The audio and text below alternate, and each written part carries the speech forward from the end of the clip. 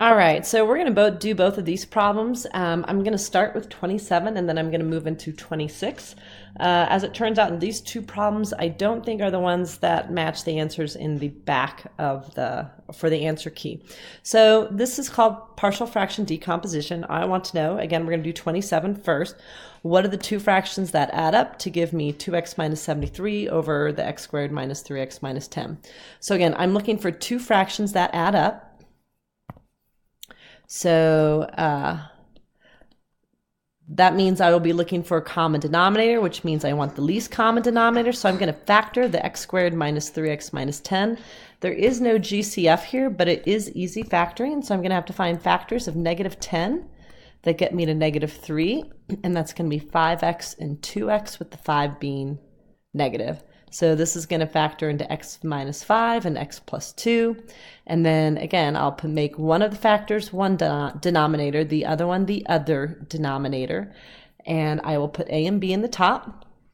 And now looking for the least common denominator, my first fraction, the one with a, needs an x plus 2. And whatever I do to the denominator, I do to the numerator.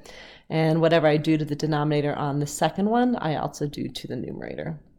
So this is an equal sign. There's something equaling something. We're technically solving. We're solving for a and b, so we can let the denominator go. So my numerator becomes this. And first I'll just do a little distributing, clean this up.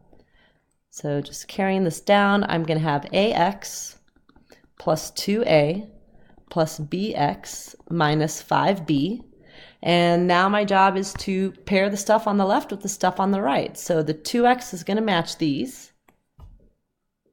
And so I'm going to get 2x equals ax plus bx. And the x's have done their job. I'm going to drop them. And here's my first equation. And then the other things are going to pair up. So I'm going to have negative 73. And sorry, I just realized that was an x. I should have an a there.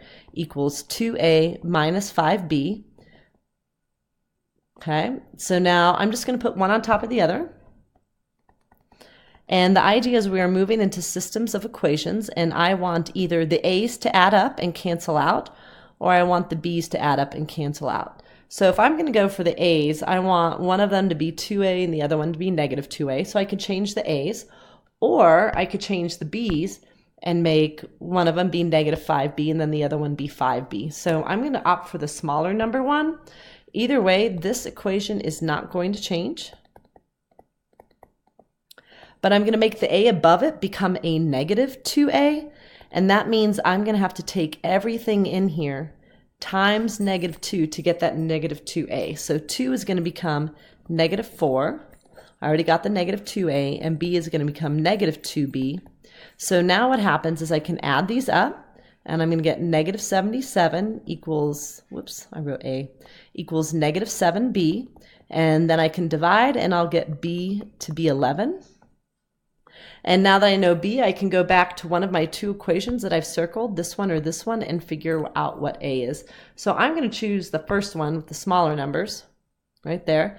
And I'm just going to put a in, and b will be replaced by 11. And to get a alone, I'm just going to subtract this 11.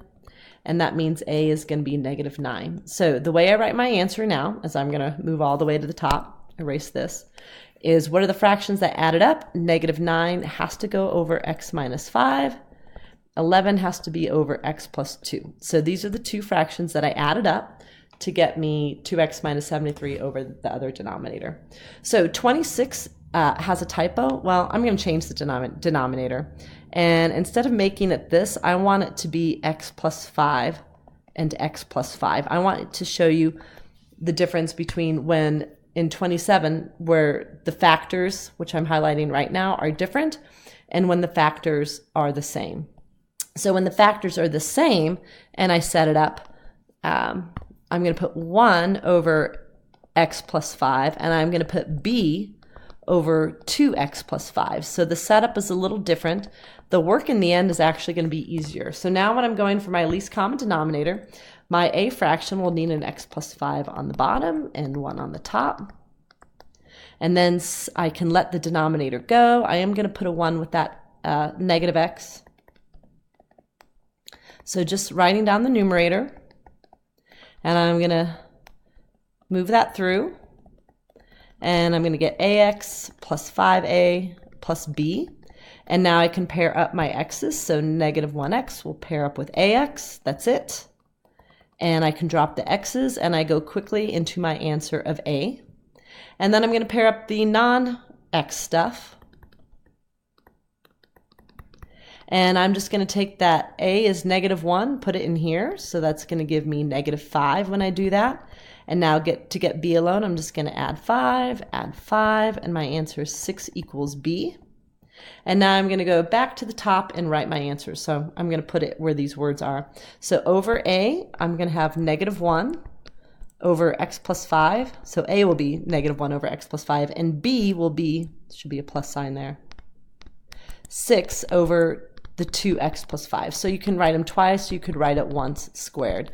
So these are the two fractions that when I add them up, I'll get the negative x plus 1 over the 2x plus 5, which I did change the problem, just so you could see the difference. And that is your review.